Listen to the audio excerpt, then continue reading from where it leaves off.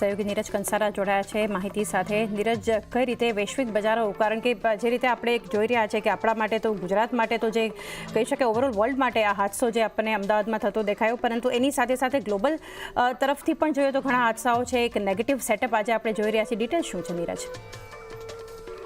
જી, ખાસ કરીને જો ગઈકાલે તો અમેરિકાના બજારો આપણને તેજી સાથે બંધ થતા જોવા મળ્યા હતા, પરંતુ ત્યારબાદ જે ઘટના બનતી દેખાઈ છે એ ઘટના વધારે બજારને ચિંતામાં મૂકનારી છે, કારણ કે ઇઝરાયેલે ઈરાન પર એક બહુ મોટો હુમલો, ખાસ કરીને હવાઈ હુમલો કર્યો છે, ને આ હવાઈ હુમલો તેમણે ઘણા બધા હવાઈ ઠેકાણાઓ પર અને ખાસ કરીને ન્યુક્લિયર ફેસિલિટી જે ઈરાનની છે એના પર આ હુમલો કર્યો છે। અને આની વચ્ચે ઈરાનની અંદર પણ આપણે જોઈએ તો અત્યારે એક ઇમરજન્સી ડિક્લેર કરવામાં આવી છે, અને એને લઈને પણ એક ખાસ કરીને અપડેટ આપણને મળતા દેખાઈ રહ્યા છે। હવે જે તહેરાન સિટી છે, જે ઈરાનનું કેપિટલ છે, એના રહેણાંક વિસ્તારો પર પણ અમુક જગ્યાએ આ મિસાઇલ હુમલા કરવામાં આવ્યા છે, અને એને લઈને ફરી પાછો એક વખત મધ્ય પૂર્વની અંદર આપણને તણાવ જે છે એ વધતો દેખાય, અને એને લઈને આજે આપણને વૈશ્વિક બજારો ખાસ કરીને ઘટાડા તરફી કામકાજના સેટઅપ આપણને દેખાઈ રહ્યા છે।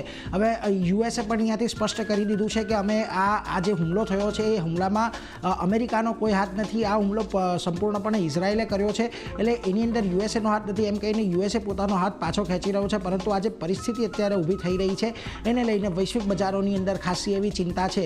કઈ રીતે આપણને ખબર પડે છે તો બ્રેન્ટના ભાવ જોઈ લો। બ્રેન્ટની અંદર આજે તમને એક બહુ મોટો ઉછાળો આવતો જોવા મળ્યો છે।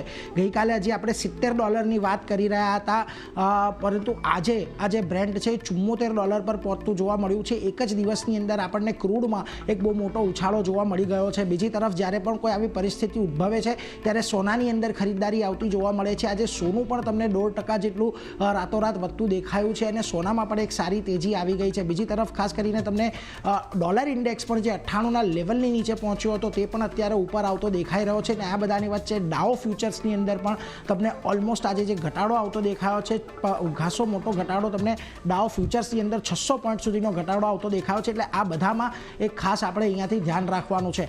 પરંતુ આ બધાની વચ્ચે નજર કરી લઈએ, જો આજના એશિયાના બજારોની શરૂઆત પણ ખાસી એવી ઘટાડા સાથે થઈ છે। જાપાનના બજારોની અંદર આજે આપણને એક મોટો ઘટાડો દેખાઈ રહ્યો છે। નિક્કેઈના બજારો તમે જુઓ, ખાસ કરીને લગભગ 1.25% નીચે છે। તાઇવાનમાં 0.5% ઘટાડો છે। કોરિયા લગભગ 1.25% આજે નીચે છે। આ ઉપરાંત તમને હેંગસેંગ શાંઘાઈ સ્ટ્રેટ ટાઈમ્સમાં પણ જો લાલ નિશાનની અંદર જ કારોબાર જોવા મળી રહ્યો છે। હવે ગઈકાલે આપણી એક્સપાયરી હતી, અને એક્સપાયરને લીધે બજારની અંદર એક મોટો ઘટાડો આવી ગયો હતો। ગઈકાલે આપણે 24,000 25,000ની નીચે બંધ થયા હતા, અને જો આજના દિવસે આપણને જે ગિફ્ટ નિફ્ટી સંકેતો આપી રહ્યા છે, 300 પોઈન્ટના ગેપડાઉનના સંકેત આપી રહ્યા છે। 24,937ના ફ્યુચર્સ હતા, 24,628ની એ છે અત્યારે ગિફ્ટ નિફ્ટી સંકેત આપી રહ્યું છે। એટલે ખાસા એવા ઘટાડા સાથે આજે આપણને સંકેત મળી રહ્યા છે। એટલે તૈયારી રાખવી કે આજના દિવસમાં આપણને ગેપડાઉન ઓપનિંગ આ વૈશ્વિક સંકટને કારણે થતા જોવા મળી શકે છે। નીરજ, આભાર આપનો આ સમગ્ર માહિતી માટે। ખાસા નેગેટિવ સેટઅપ સાથે એક શરૂઆત આજે ભારતીય બજાર